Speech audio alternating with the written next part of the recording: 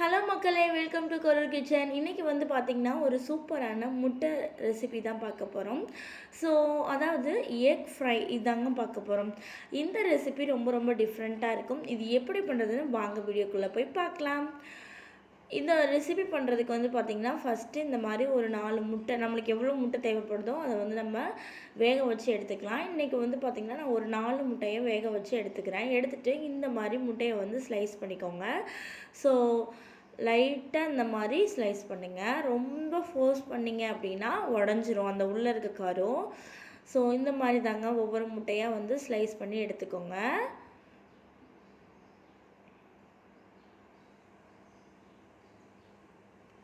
So ஒவ்வொரு முட்டையாக நம்ம slice பண்ணி எடுத்துக்கலாம்.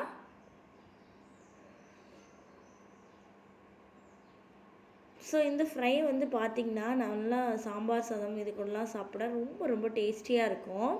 ஸோ இப்போ பார்த்திங்கன்னா எல்லாமே நான் ஸ்லைஸ் பண்ணி எடுத்துட்டேன். அடுத்து வந்து இதுக்கான மசாலா வந்து நம்ம ப்ரிப்பேர் பண்ணிடலாம். ஃபஸ்ட்டு வந்து பார்த்திங்கன்னா நான் ஒரு குட்டி ஸ்பூனில் 1 ஸ்பூன் மஞ்சத்தூள் வந்து ஆட் பண்ணியிருக்கேன்.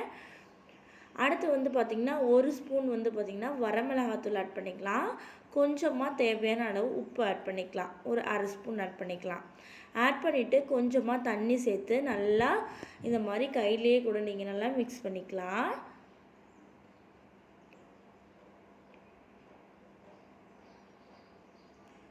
இன்னும் கொஞ்சம் தண்ணி தேவைப்படுது, அதனால நான் இன்னும் கொஞ்சமாக ஆட் பண்ணியிருக்கேன்.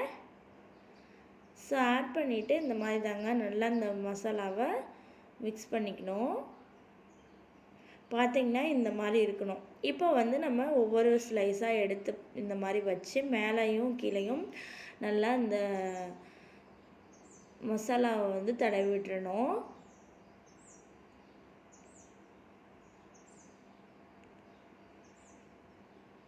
நடுவில் இருக்க மஞ்சள் கரு இருக்குது பார்த்திங்களா, அது வந்து இந்த மாதிரி தான் எடுத்துகிட்டு வர மாதிரி இருக்கும். நம்ம கொஞ்சம் கொஞ்சமாக அட்ஜஸ்ட் பண்ணி இந்த மாதிரி பண்ணோம் அப்படின்னா அது எடுத்துகிட்டு வராதுங்க. ஸோ இந்த மாதிரி ஒவ்வொரு ஸ்லைஸாக நம்ம வந்து மசாலா தடவி எடுத்து வச்சிடலாம்.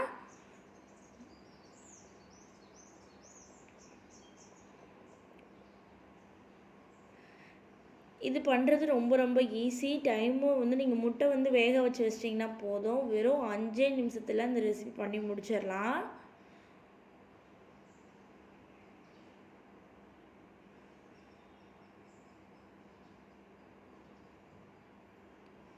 ஸோ இந்த மாதிரி தாங்க எல்லா பக்கமும் இந்த மசாலா வந்து நல்லா தடவி விட்டுறணும். இப்போ வந்து பார்த்திங்கன்னா அடுத்து நம்ம ஃப்ரை பண்ணிடலாம். இப்போ நம்ம ஸ்டவ் ஆன் பண்ணி தோசைக்கல் வச்சு அதில் வந்து ஒரு 2 டேபிள் ஸ்பூன் வந்து ஆயில் ஆட் பண்ணியிருக்கேன். இப்போ வந்து அந்த எண்ணெயும் நல்லா சூடாயிருச்சு, கல்லும் நல்லா சூடாயிருச்சு. இப்போ நான் ஒவ்வொன்றா அந்த முட்டையை வந்து ஆட் பண்ணியிருக்கேன். அந்த எண்ணெயிலேயே ஆட் பண்ணிடலாம்.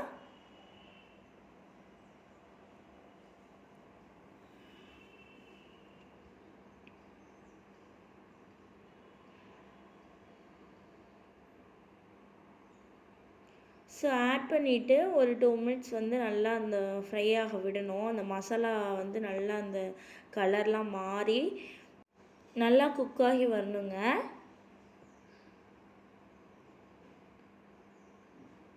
ஸோ நீங்கள் வந்து முட்டை எண்ணெயில் சேர்க்கும் போது கொஞ்சம் ஜாக்கிரதையாகவே சேர்த்துக்கோங்க, ஏன்னா தெறிக்கும் எண்ணெய். ஸோ நீங்கள் வந்து கொஞ்சம் நல்லா ஜாக்கிரதையாக இது பண்ணிவிட்டு நீங்கள் சேர்த்துக்கோங்க. இல்லைன்னா மேலே எண்ணெய் படுறதுக்கு நிறைய சான்சஸ் இருக்குது, அதனால சொல்கிறேன். இல்லை நீங்கள் முட்டை சேர்க்கும் போது அடுப்பை வந்து சிம்மில் வச்சுருங்க. சிம்மில் வச்சுட்டு சேர்த்திங்கன்னா அவ்வளோக்கா எண்ணெய் வந்து தெறிக்காது.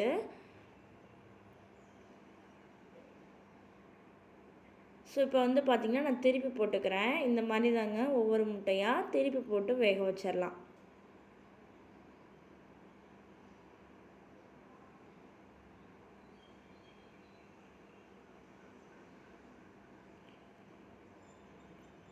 நீங்கள் ஃபஸ்ட்டு எண்ணெய் சேர்த்துட்டிங்க பார்த்தீங்களா, இந்த எண்ணெயே நீங்கள் நெக்ஸ்ட்டு பேட்சுக்குமே வச்சுக்கலாம், எண்ணெய் சேர்க்கவே தேவையில்ல. ஸோ இப்போ பார்த்திங்கன்னா நல்லா இந்த முட்டைலாம் வெந்துருச்சு.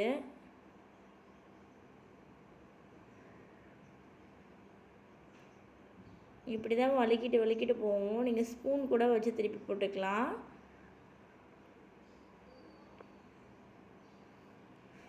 ஸோ இப்போ பார்த்திங்கன்னா இது நல்லா ஃப்ரை ஆகி வந்துருச்சு.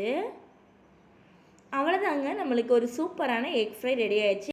இந்த வீடியோ உங்களுக்கு பிடிச்சிருந்துச்சுன்னா மறக்காமல் சேனலை சப்ஸ்கிரைப் பண்ணுங்கள். அப்படியே பக்கத்தில் ஒரு பெல் ஐக்கான் இருக்கும், அதை கிளிக் பண்ணுங்கள். தேங்க்யூ.